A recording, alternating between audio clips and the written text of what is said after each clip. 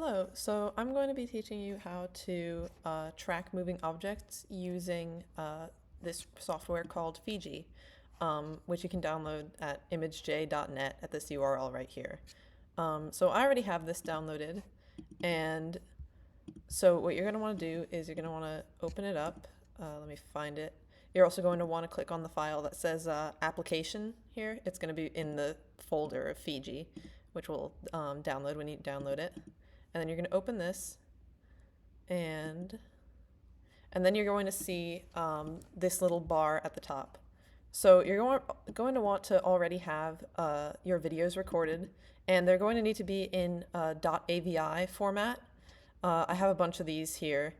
These can be very difficult to actually get on your MacBook because of just how big they are. You can see this one's almost 3 gigabytes.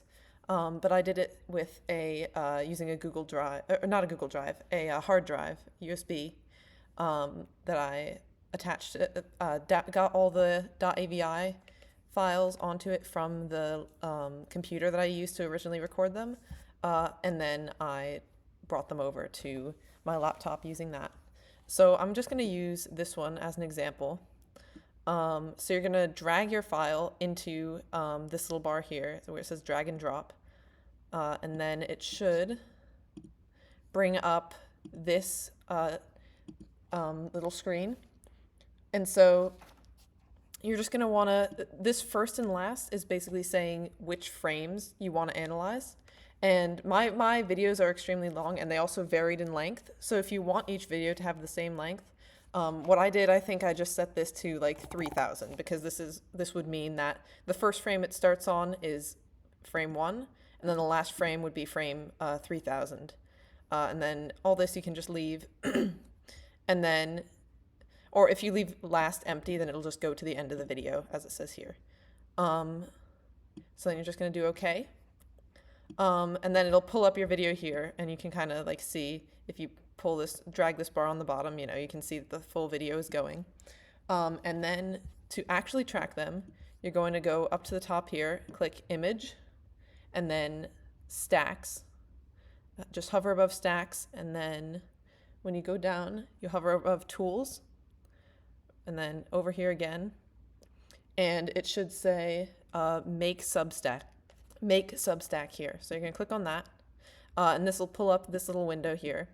And what you're going to want to do is you're going to type 1 dash, in this case 3000, because this is how many frames I'm analyzing, and then dash, and then this last number is key, because the number you put after this last dash is going to say how many frames you are essentially skipping in between frames that you'll be analyzing. So for example, this video is 3000 frames long. If I don't do this little Substack thing, then I'm going to have to click on the location of each object on all 3000 frames, because you have to manually track it using this software. And if I had to click on 3000 frames, it would be here for far too long. So this last number, which I am going to put 35, because this is like a good number that I found for my length of videos. This means that you'll analyze the first frame, then you'll analyze the 35th frame, then you'll analyze the 70th frame, and so on. And so this will essentially, you'll still capture most of the movements of the object, and you'll have to mess with this depending on how, what kind of video you're wanting to analyze. But this basically allows you to manually track with much more ease. And these should both be unchecked, these two boxes. So then you're going to press OK, and it'll pull up this new window, which is the Substack. And this one is going to be the one that should be analyzing every 35 frames.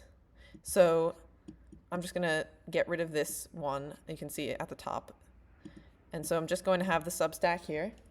And then you're going to now go to Plugins at the top here, down to Tracking, then Manual Tracking.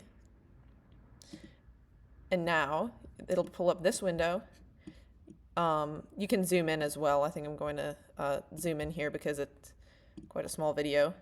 And also you can see this little 1-86 at the top. That tells you basically how many frames are in it. So now you're down to 86 frames from 3000, which is very good. So now you're going to do add track, and nothing will happen. That I don't know why it shrinks, but now you're basically just going to, let's say I want to track this fish right here. I'm going to click on it. It'll pull up this. And now you're just going to continue clicking on the position of this object for all of the 86 frames. And you'll see every time I click, it's going to the next frame. And then you're going to click on where it is again in order to manually track this movement. So this will basically allow you, once you do all 86 frames, and I'll try to show you here without it taking too long.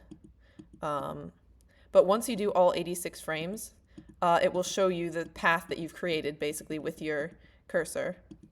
And this will show you the movement of this object. And this would work with any object. In this case, I used larval zebrafish for my experiment. But you could do this for anything. And if you have to go back, you can go to, I'm trying to find it now here. All right, well, delete last point. Yeah, so if you misclick at any point, you can click on delete last point and it'll bring you back to the previous frame.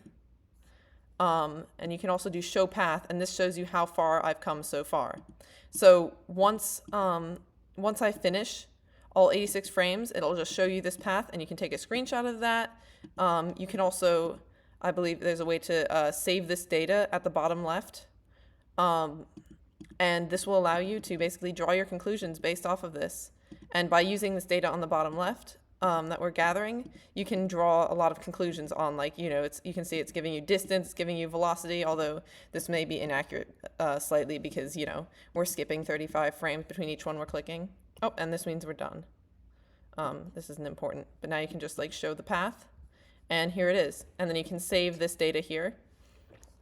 And that is how you would go about tracking a moving object in Fiji.